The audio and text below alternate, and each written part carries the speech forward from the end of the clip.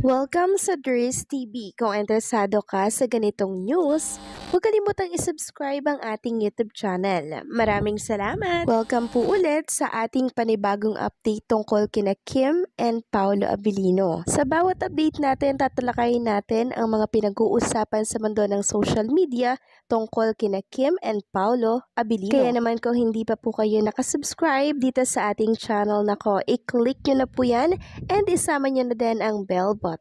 So ayan, welcome back again sa ating YouTube channel mga kakimpaw, and sa update natin ito ang pag-uusapan natin ay tungkol sa mga importanteng ganap kina Kim and syempre kay Paolo Abilino. Pero bago po ang lahat, maraming salamat sa inyong patuloy na pagsuporta at pagsubaybay sa mga daily update natin. Kaya naman bilang pasasalamat, narito po ang mga napili kong komento patungkol yan sa naging previous update natin. Unang komento, mula po ito kay Ginang Merlinda Derpo. Sabi niya, "Good eve, Miss Ders. Salamat at napili mong basahin yung comment ko. Napakasipak mo mag-update. Huwag kang magsasawa sa ginagawa mo, alang-alang sa Kimpaw." Maraming salamat po sa komento at paalala, Ginang Merlinda Derpo. Yes po, wag kayong mag-alala, hindi po ako magsasawang mag-update for Kim and Paolo Abilino. Kasi gusto ko rin po itong ginagawa ko kasi marami po ang napapasaya at marami ding nag-aantay ng mga balita tungkol kay Kim and Paolo Abilino. Lalo na po ngayon at malapit nang ipalabas yung The Alibay. The Alibay na kung saan ay kababaliwan na naman ng mga fans. And teaser pa lamang po, Ginang Merlinda Derpo. Sobrang pasabog na po mga kakimpaw. And maging ako, na-excite na din pong mapanood yung mismong teaser na yon. Kasi I'm sure sobrang ginalingan po ni Kim and Paolo Abilino, and maging yung kwento nila doon mga kakimpaw, hindi niyo po kakayanin. Sobrang ganda ng kwento ng The Alibay. So, ito ay mas maganda pa doon po sa Linlang. Maraming salamat po sa komento ha, Ginang Merlinda. God bless po sa inyo and mag-iingat kayo palagi. At ang pangalawang komento naman mula po yan kay Ginang Norma Dayag. Sabi niya, "Wow, ganda ng caption, mothers. Pag ikinasal na sila ay magpapamisa ako for their everlasting life together." Nasa genes nila yon, outcome ng magiging physical features ng anak nila. Now, kung sino yung dominant, ang genes ayon sa science, ayun ang carry ng bata na physical features. Halimbawa, kung yung anak nila more sa kay Paulo yung physical appearance, then Kimi is recessive sa genes, sanay 50, si Pau at si Kimi ay 50 din. Kaya neutral lang yung physical looks ng bata nila. Maaring makuha ng anak nila yung IQ level ni Paulo and yung physical looks ng bata ay 50-50.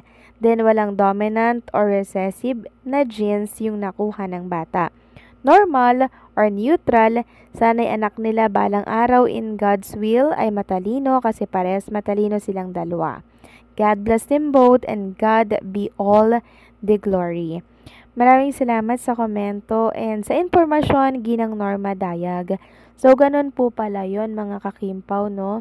So, mas nakukuha pala yung itsura ng isang couple kung mas, alam nyo yun, mas matindi ata yung ng ama. So, hopefully, 50-50 lang, 'di ba? Para nang sa ganun ay neutral lang yung itsura ng magiging anak ni Kim and Paolo Abilino. Kung baga hati lamang po mga kakimpaw, no? And sana makita natin yung magiging anak nila sa mga susunod po na taon na kung sana inaabangan din po ng mga Kimpaw Nation. So maraming salamat po sa komento, Ginang Norma Daya. God bless po sa inyo and syempre, mag-iingat kayo palagi. So ito na nga, pag-usapan na natin ang mga balita po na nakalap natin sa araw na to ng Friday. Thanks God it's Friday, no? So sabi po ni Eric Jan Salot, nasilip niya na daw po yung teaser ng The Alibay. Napa-Diyos mio direct po siya mga kakimpaw. Sabi niya, nasilip ko na din teaser ng The Alibay, Diyos mio direct. I cannot. So tinag niya po si Kim and Paolo Abilino and syempre si Direk Jojo Sagin. Napakaganda raw po ng trailer ng The Alibay. Baka hindi kayanin ito ng mga Kim Pao fans, no? Pag ito po yung nakita nila. Kasi teaser pa lamang, mga ka-Kim Pao. Sobrang pasabog na po yung mga eksena pa lang doon ni Kim and Paula Avellino na nagbabangayan po sa kalsada. Grabe mga ka-Kim Pao. Sabi nga dito ni Attorney Lilet Matias, na-excite na ako para sa teaser ng The Alibay. Another one of a kind masterpiece na sure akong kakagati ng masa. At alam mong, di ka mabibigo kasi gawang dreamscape. Kaya abang-abang na mga kapamilya. So ipag-pray natin na totoo yung next week ilalabas na po yung teaser. Kasi kahapon nag-photoshoot na po si Kim and Paolo Avellino at marami po ang nakasaksi nito. Grabe, ang ganda po ng photoshoot nila mga ka-Kim Pao. Pasabog din po yun. And di naman yun po pwedeng ilabas. So antayin nyo na lamang po na Dreamscape mismo ang maglabas ng mga photoshoot na yon. Kasi kikiligin na naman yung mga Kim Pao fans na mga nakikinig sa mga oras na to. So marami nating dapat abangan kay Kim and Paula Avellino mga ka-Kim Pao. And also may project dyan si Trinita Princess na bago. Nabubulol na ako mga ka-Kim Pao. Ano ba ito? So may bago siyang project. Tapos, may bagong blessings din si Paula Avellino. So, abangan na lang natin yan. Tapos, next week, ito na yung pinakaantay natin. Hopefully, hindi na po magbago yung schedule ng paglabas po ng teaser ng The Alibay. Ngayon pa lang, gusto ko nang i-congratulate si Kim and Paula Avellino dito po sa kanilang pasabog na series para po yan sa The Alibay.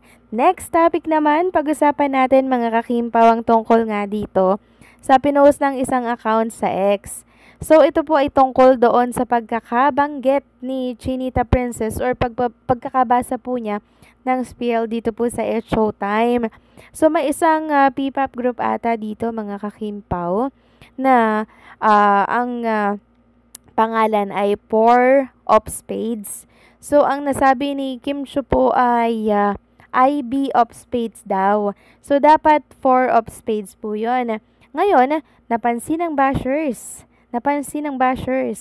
Sabi daw ang BO-BO daw ni Chinita Princess.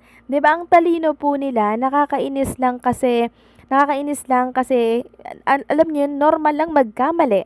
Pero para sa kanila parang ang perpekto nila mga ka-Kim Pao. Nasabihan si Kim Chiu ng ang BO-BO daw dahil sa maling pagkakabasa nung pangalan po nung grupo ng Four of Spades na nasabi po ni Kim ay IV of Spades. Kaya ngayon, eto po't pinag-uusapan nila yan dito sa mundo ng social media. And syempre, to the rescue, sumaklolo ang mga Kim Pao fans at pinagtanggol si Chinita Princess. Normal lang pong magkamali, mga ka-Kim Pao. Normal lang po yun. And sa mga bumabatikos kay Chinita Princess, sinasabihan po siyang BO, i-make sure mo muna ha. Kung ikaw ba ay masyadong perpekto, hindi ka ba nagkakamali? So, pwede mong sabihin yan. Pero kung nagkakamali ka rin, wala kang karapatan. And also, kahit na ang matalino nagkakamali din, kahit na ang napakatalino nagkakamali din. Alalahanin nyong mga bashers, walang perpekto dito sa mundo. Hindi ka Diyos. Yun lang yun. Kaya sa nang babatikos kay Kim, naku po, sus mio, tingnan nyo muna yung sarili ninyo.